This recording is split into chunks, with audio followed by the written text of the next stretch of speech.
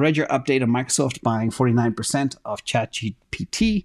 What's the investment thesis here, and are you considering opening a position?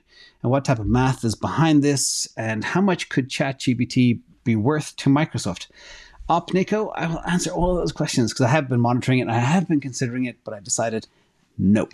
Let me explain why. So first of all, Microsoft, it is their AI gambit, and they have to play catch up. They've been in the search business for 20 years. They've just been crushed completely by Google. They have no chance. So this is kind of their all-in, jump in. And I talk about some strategic reasons behind it too. So first of all, let's look at Bing. And this answers part of your question. The Bing search today is worth about 60 billion, 50 to 60 billion, being generous.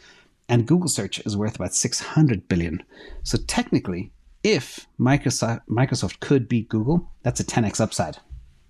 That could layer in $600 billion in value to the market cap of Microsoft. And also, most importantly, Microsoft have no cannibalization risk. What I mean by that is if they launch a better search engine that doesn't drive as much ad revenue, they got nothing to lose. Google do. That's kind of the big issue. Also, let's look at the deal, some of the math behind it.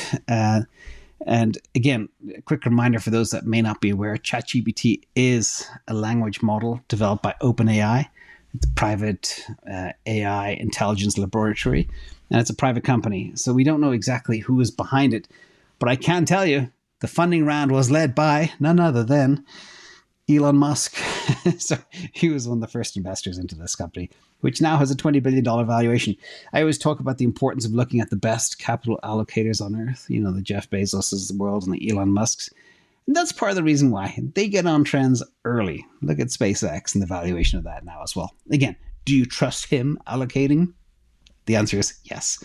So $10 billion to OpenAI, $29 billion valuation. The weird thing is Microsoft will receive 75% of the company's profits until its investment is recouped. That is a very interesting twist. And after they get recouped, they will own 49% of OpenAI. Other investors like Musk and Peter Thiel will own the other 49%, and the remaining 2% will be held by its nonprofit parent. Again, open source technology, nonprofit parent, and that is kind of the key thing to note here. But the question is $10 billion. It said that the revenue for this platform could hit $1 billion by 2024. That's nothing. They get a piece of that. That's nothing compared to the fortune that Google makes. So it's going to be a long time before this actually attributes profit to the bottom line of Microsoft, in my opinion. Also, it's open source. Every Tom, Dick, and Harry venture capitalist is investing. I think 70 different AI companies have been funded over the last couple of months. And it's like Web3 all over again. So let's talk about one of the key things as well. And this is part of the strategic element why I think Google's sitting back for now. And this is a book I read way back in the early 2000s. And it's a book by Clayton Christensen. He wrote it in 1997. May he rest in peace.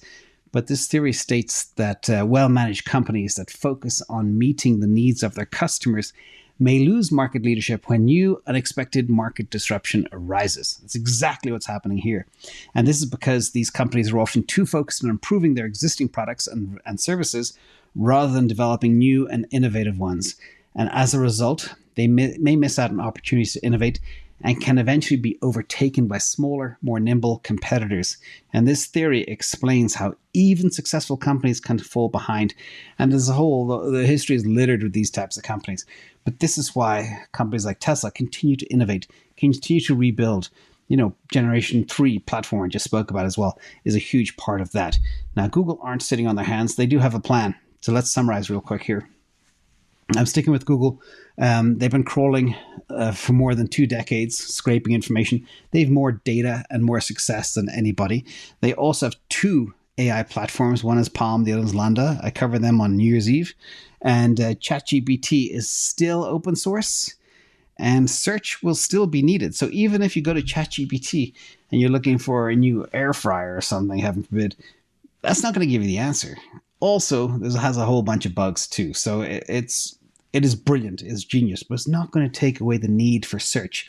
If you're on the road and you're looking for a healthy snack to eat on a long drive or something, ChatGPT will not help.